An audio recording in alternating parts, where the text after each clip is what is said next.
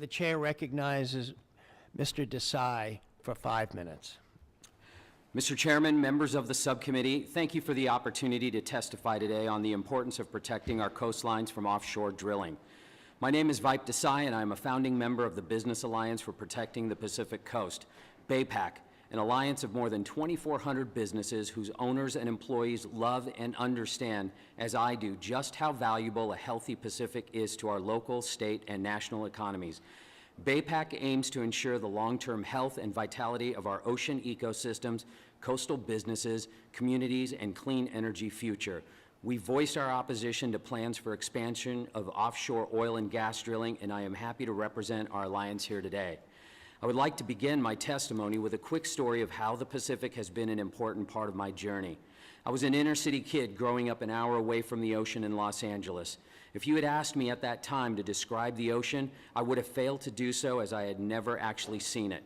However, a school oceanography field trip to the Port of Los Angeles would first open my eyes to the ocean and all its complexities. Years later, following a shooting at my school, my parents moved our family to Torrance, California, a small community nestled minutes from the beach, which became our real home. It was at that beach that my love of the ocean grew, and I discovered my passion for surfing. It is both a sport and lifestyle that has guided my career and family values. It is an understatement that the people of the Pacific Coast, BAPAC, and I are disheartened and dismayed that the current administration is planning to open the Pacific to expanded offshore drilling. These plans envision the first federal lease sales off the Pacific Coast in decades. Now that the United States exports oil and clean energy alternatives are becoming cheaper and more widely available, these are terribly short-sighted and reckless plans that are simply not worth the risks. The Pacific Coast is no stranger to the devastation of oil spills. The 1969 Santa Barbara oil spill and the 2015 Refugio oil spill are testaments to this.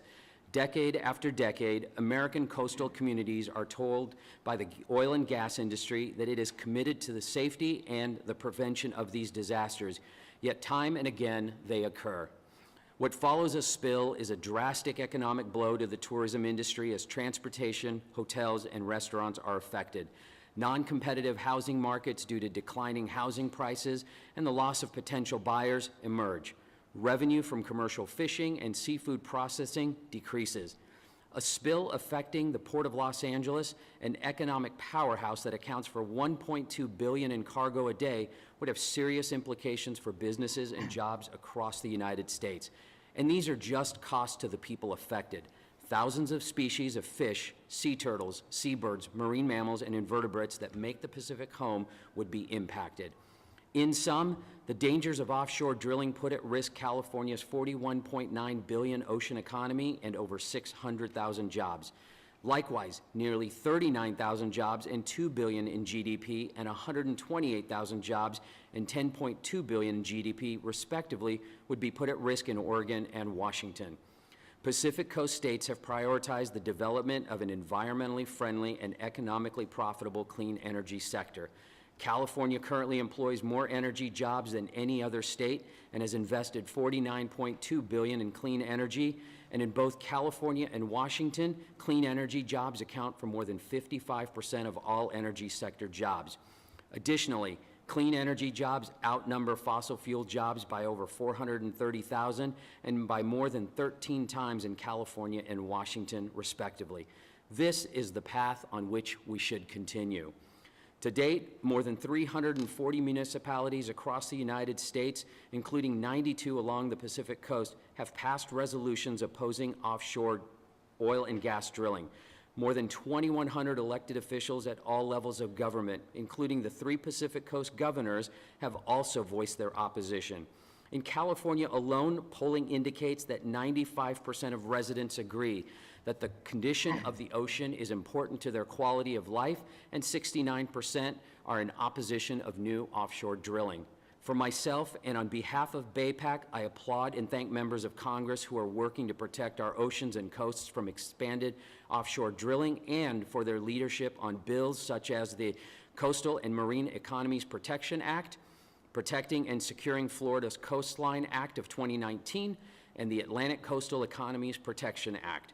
The health of all American coastal communities are dependent on healthy oceans. Again, I thank you for the opportunity to testify today, and I look forward to answering your questions. Thank you, Mr. Desai.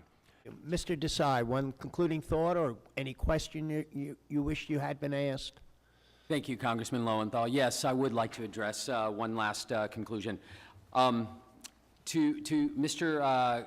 Graves here, I would like to say that we need to follow the facts, okay? I didn't come up here to just drop numbers and share emotions. I came up here to make a case that our coastal waters are important to not only our nation, but also to our states. The United States already exports oil and clean energy alternatives. They're becoming cheaper and more widely available. And as to Congressman Cunningham, in his statement, when you drill, you spill, I would like to add, when you drill, you kill. You kill our habitats, you kill small businesses. These are facts. The facts are in. Sir, the facts are Let's in not get into a diatribe and argument. Okay, so I'm not here to make things up. I know we're talking about federal waters, but what happens in federal waters also affects our states and our local coastlines. Thank you, Mr. Desai.